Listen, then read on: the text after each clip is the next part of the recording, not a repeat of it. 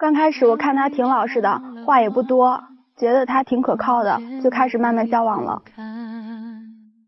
刚开始我还觉得挺幸福的，可是后来他就变了，我要这要那的，还逼我买房，我不答应他还跟我吵架。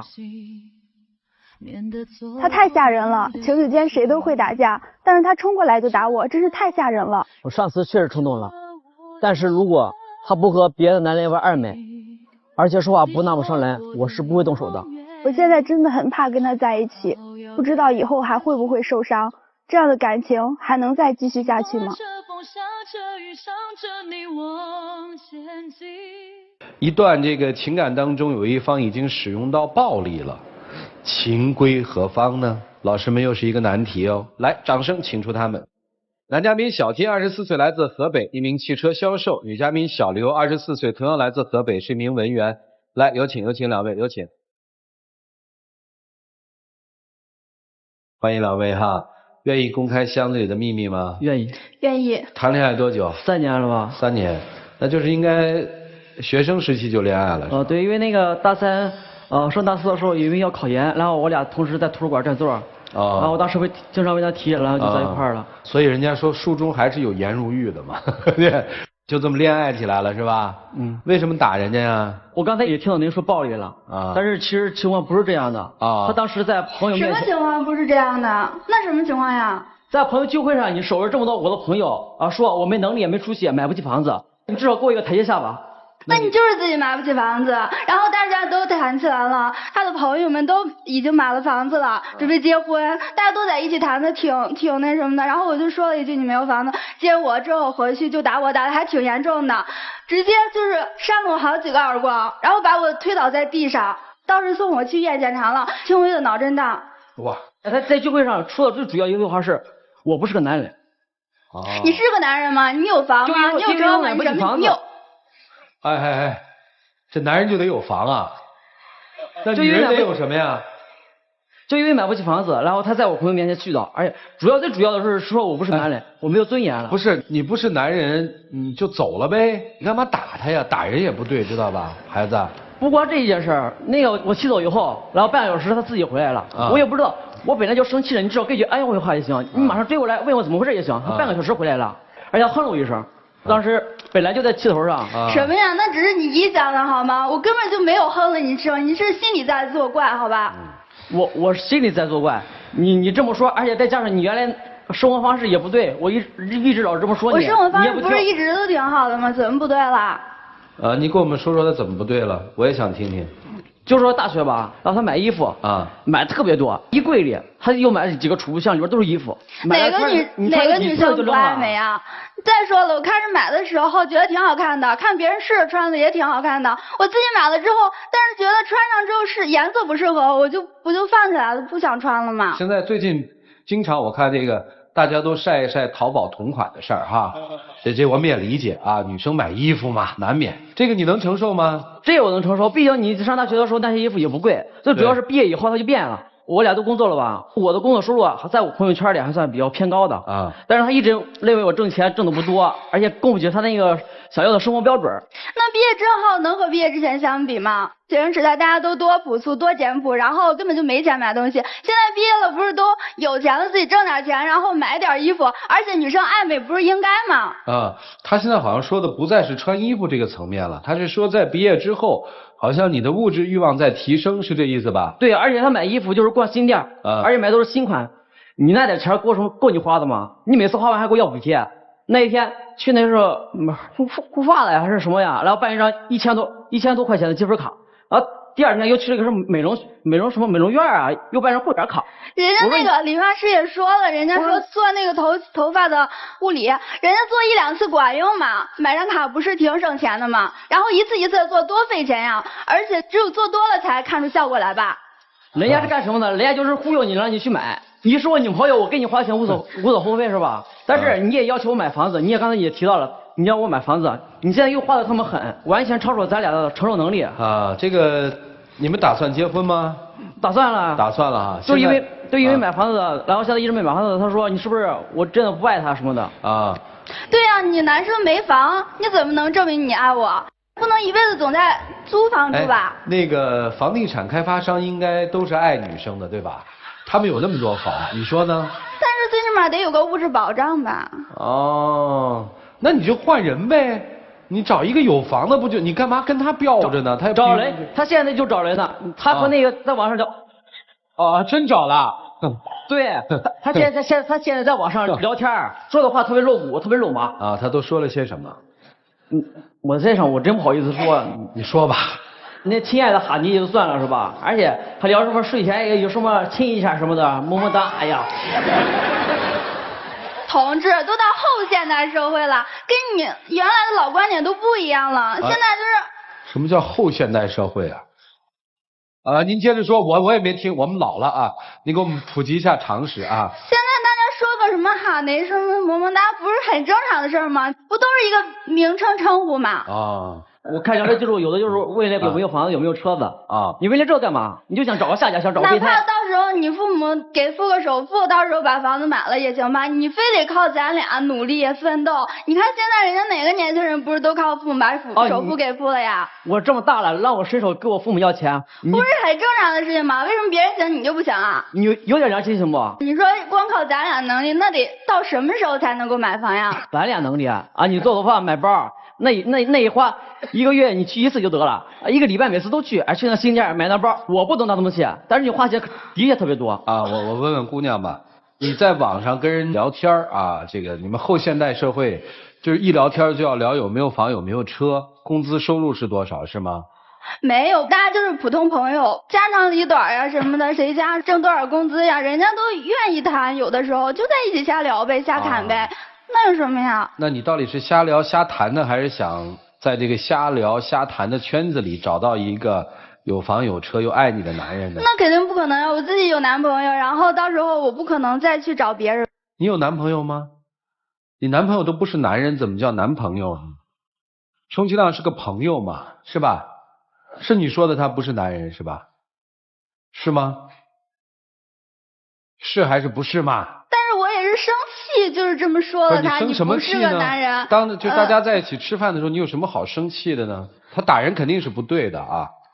就是大家在一起都聊起来了嘛，觉得自己脸上挺没面子的，然后我也只是轻描淡写的说了一句，你看人家都有房都有车，你就没有，然后就说出来了。我问一下，你们俩谈恋爱谈得好吗？就是他买东西方面上，我一直觉得生活方式挺不理智的，然后消费也不节制。我也说过他，但是每次说他就跟这样特别急。能不急吗？你凭什么说我呀？你自己有能力吗？钱花到谁身上去了？钱都花到你身上去了。而且你就让我买房子。好，我们不说这些了啊。来，你来回答我。你不希望问父母要钱来买房或者付首付是吧？对。你希望通过你们俩的努力来完成这件事儿是吗？是。OK， 好。你不愿意这样对吗？对。有房就嫁，没房就换人，还是说不管有房没房你都嫁给他？我也没考虑那么多，开始的时候就是俩人在一块儿感情挺好的，先这么处着呗。其实也打算跟他一块儿过日子，但是没房，我也想不太好了。好，你要嫁他吗？要嫁他。没房。没房可以让父母给付首付呀。哼，你们俩谈了3年恋爱。对。就一直这样。我经常说的他也特别着急，但是我俩感情毕竟这么多年了，我也不甘心放弃，就这样。哦，这个女生对你的吸引力是什么？本来就是2个人在一块考研的时候，就是他在学习能力上对我的帮助特别大啊，而且在一块就是感情嘛。你们俩考上研了吗？没有，然后恋爱是害人的，你看，你接着说，你喜欢他什么？我就喜欢他这个人啊。对，可是由于他后来大学毕业以后，他变得越来越差了，变得特别俗了。你说你刚从大学里边出来，你就变这么俗，这么物质，你到底是图我的人，还是图什么的？好，这开始有疑问了。我听明白了，你说了半天，就是你也不知道你为什么喜欢他，莫名其妙就走了3年，是这意思吧？对啊，我听明白了。哎，他也没个房，你又非要嫁一个有房的，他又不是个男人，你为什么非要跟他腻咕在一起呢？毕竟在一块这么多年了，也是有感情的吧？哦，就时间让你们变得有感情了是吧？你也说有感情，花我的钱，你和别的男人玩暧昧啊！我好像把你养的白白胖胖的送给别人了。你确定别人要带他走吗？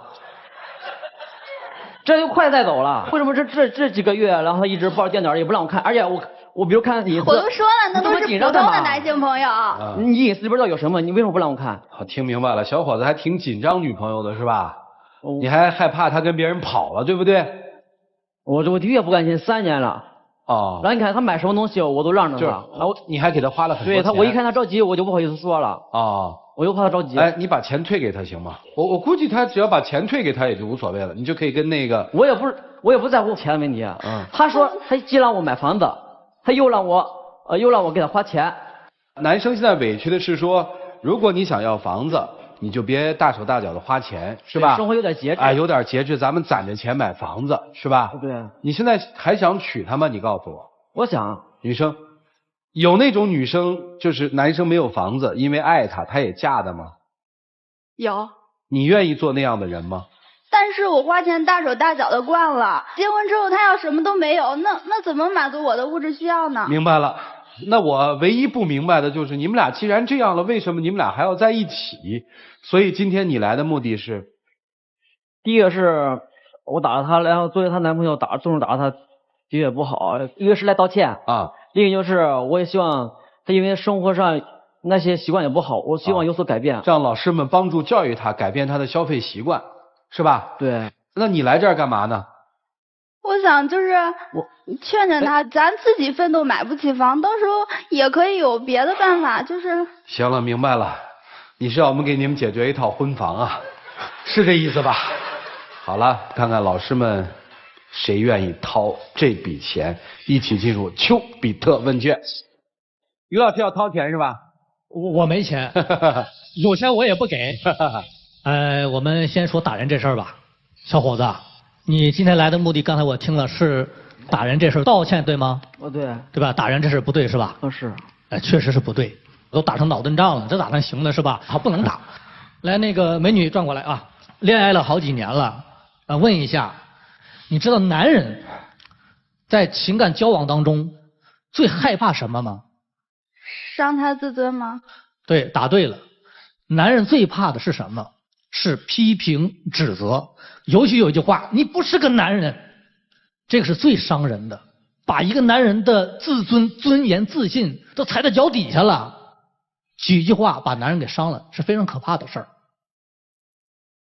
买东西那么多名牌，为啥呀？虚荣吧。在你俩的交往当中，不断的你在索取。我突然想一个词儿，比较难听，叫吸血鬼。吸呀吸呀，都榨干了，都已经没钱了，还在要。发现这个快榨干了，再找其他的，再看看有没有，再找一个下个可吸血的，是吗？男孩，你呀，早应该亮明自己的立场和观点，一贯的纵容，最后呢，女朋友就培养成这样子了。所以说这里面也体现出了你的处事的无原则性和懦弱性。男人应该有男人的这种做事的规则，该制止就得制止，要不然的话你的日子更不好过。首先我要批评这男孩子，你把拳头落到他身上的时候，实际就意味着你们的感情要破裂呀。因为你是男生啊，你多么有力气，女生她是个从体力上她是个弱者，你怎么能够打她？所以我是最不赞成这个的，我要严厉的批评你这一点。但是在整个交往过程当中，我觉得你只有这一个错误。我谈一谈这个对这个网聊，我特别有看法。作为这个女孩子来说，你自己有自己的男朋友，你有你的事业，你有你的工作，没事跟一个陌生的男人聊什么天呢？你知道那个对方是个骗子不？还有一个，我对这个结婚之前女孩子花男孩子钱，我一直是有看法的。我觉得女孩子没志气。你为什么你跟人一谈恋爱，你就要随时上那儿找个提款机，随时去提钱？我觉得没有哪儿规定的一定要花人对方的钱，对方就要供养你。我见过这种人，谈一次恋爱有一次收获，谈一次恋爱有一次收获。他那个脖子上挂的项链，看我这个是第一个男朋友给我的，手上你看我这戒指，第二个男朋友给我的，我非常不赞成，我觉得没志气。你作为一个女孩子，我能不能我在没结婚之前我不花对方的钱？你看你现在花的理直气壮，那谁不那什么呀？谁不买东西啊？我这么就爱花钱吗？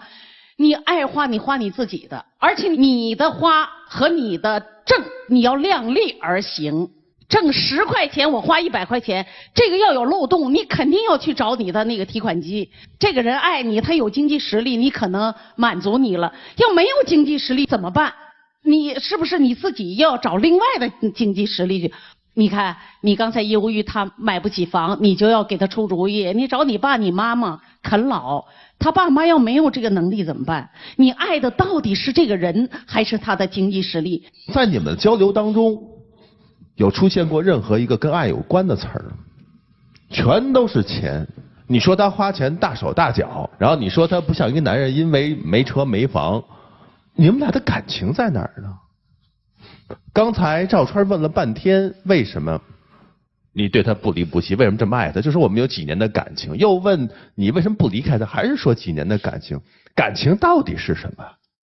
难道就是说你从他那儿所以得到了衣服，对吧？然后呢，又你所有的那种欲望他都能满足，在金钱方面，这就叫感情了吗？而他呢，你给他的就是他要的那些钱，身外之物，就算爱他了吗？好不容易在一起，说做一件非常有意义的事情是什么呢？考研，考上了吗？你们俩在一起这3年到底在干什么？你们在一起这真是谈恋爱吗？只能是互相的伤害。你出手打了他，不对，关键是说他被打了还不知道你为什么打我。你爱我呀，你为什么会打我呀？其实他所谓的爱就是说一贯的索取，要你给他花这花那，超出你的承受范围之外，他还不知道说人家都是这样啊。同时他还蠢蠢欲动，在搜索周围所有的这些有可能有车有房可以给他花钱的这些潜在的对象。你呢，还是把点放在说，哎，你现在先不要那么多好不好？咱们要房可以给，只不过现在你不要衣服。我把钱的这个你的要求满足了之后，咱们再满足你衣服的要求。你是不是这个逻辑？错了。面对一个只会索取管你要钱的女人，一旦有一天你满足不了她，或者说有一个更能够满足她欲望的人出现，你们之间的关系就没有了。因为你们之间的关系仅仅就是钱。不笑了吧？刚才还笑呢，不笑了吧？所以说你们俩有意义在一起吗？有在一起的必要吗？没有爱的3年过去了，留下的只能是眼泪，还有你的，我说不清楚你现在的表情是代表着一个什么样的心情。最后送给你一句话，要想让对方爱上你，你先让自己值得让对方去爱。你们两个整体的内容就在于男生对女生说，亲爱的，我这儿只管饱不管房啊。女生说，我不光要管饱，我还要管房，要不然我就跟别人玩去。来来去去捣鼓的就是这么几句话，完全是违背了我们保卫爱情的本意。你一直在说你要给我买这个，你要给我买那个，你有没有摸摸良心？你是为男生付出了什么呢？还是你有很高的智慧，还是有姣好的容貌？你看你又笑，你一张嘴就是我要买房，你不买房你就不是个男人。那你哪一点像个女人呢？这3年你们真是白过了，没有任何意义。就这样。老师们训完之后，重新规划一下，冷静的想一想，人生到底要什么吧，姑娘，好吗？别那么迷茫了。男生啊，做得像个男人样子吧。下面有一段时间将属于他们自己，一起进入柔顺拉芳黄金60秒。我作为你的男朋友，动手打你的确不对，但是你这些年来生活方式一直没有节制，消费起来头脑也不理智。我不知道你能不能有所改变，我也不知道咱俩还能不能在一起。听到老师们的点评，我觉得我做的确实挺过分的，不应该不给他留面子，这样去指责他。我也会以后改一下生活方式，希望还会一起走下去。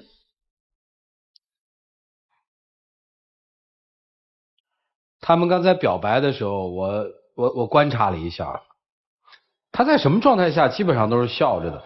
我所以特好奇，就是他打你那次你哭了吗？我没别的，我真的没别的意思。我没有笑，我现在我就问你，对，我知道，就是第一个是没有笑，他一直骂了。但是他那个表情，你们注意看，他只要一说，他基本还是一个笑表情，所以容易误读。我说的是这个意思啊，别防御机制那么强，我没别的。下面还会给提供一次帮助的机会，谁要？我要吧。来看一下，我选爱情导师吧。好，涂老师来。你看，你一选爱情导师，他马上就，你为什么要选爱情导师呢？我跟你说啊，其实人呢压抑不住自己的付出也是可以理解的。你刚才说我把你养得白白胖胖，是吧？你跟别人跑了，但是我跟你说的是，有些人真的是养不亲的，有些人他只跟钱亲，跟人不亲。那既然意识到这是一个这样的问题，再付出也是枉然，就不要去后悔之前的那些付出。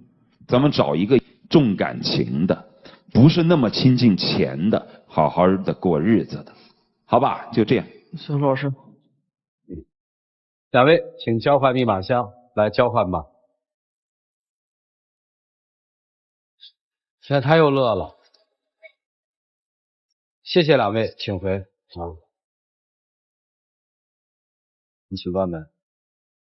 在一段听不到爱的爱情当中，我们也乐了，但是更多的其实还是心里不太舒服。希望他们能够以此节目为戒，重新开始他们的人生和他们的爱情。我们一起来数5个数，5、4、3、1，请开门。